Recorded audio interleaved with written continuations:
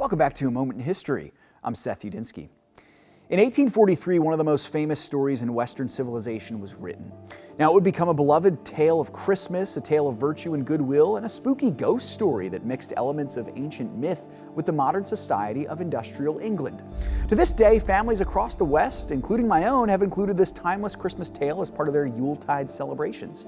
The story is called A Christmas Carol, described by its author as, in prose, a ghost story of Christmas. The author was British novelist Charles Dickens. Though he is most famously remembered for his Yuletide yarn about Ebenezer Scrooge's ghostly adventure one Christmas Eve, Dickens was actually a brilliant English author who helped define the 19th century Victorian literary landscape.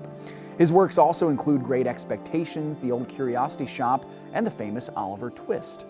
Dickens lived from 1812 to 1870, and his most famous work, coming almost directly in the middle of his life, was his 1843 classic holiday tale, A Christmas Carol. You probably know the story very well, but just to summarize here, like most of Dickens' tales, London is the setting for this story, which tells of an old wealthy miser named Ebenezer Scrooge, a man whose love for his riches has turned his heart cold towards his fellow man, most personally for his poor clerk Bob Cratchit and his struggling family.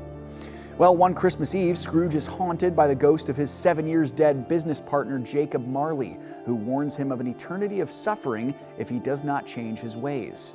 His one chance at hope is a triple visitation from the ghosts of Christmas past, present, and future, who open Scrooge's eyes to the joy of giving.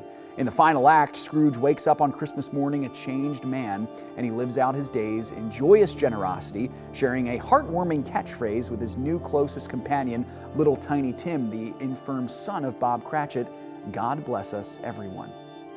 Well, A Christmas Carol was interestingly enough written by Dickens in a time in his life when he actually needed money.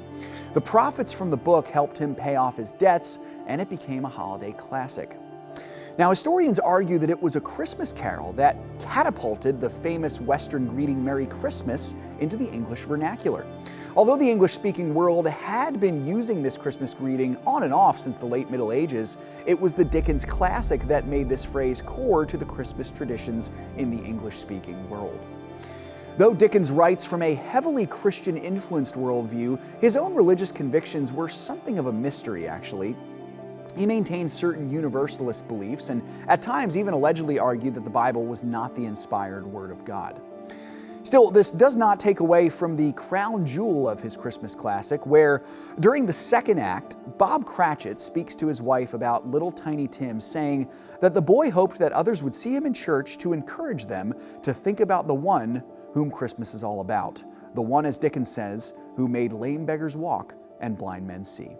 Thanks for joining me once again for A Moment in History.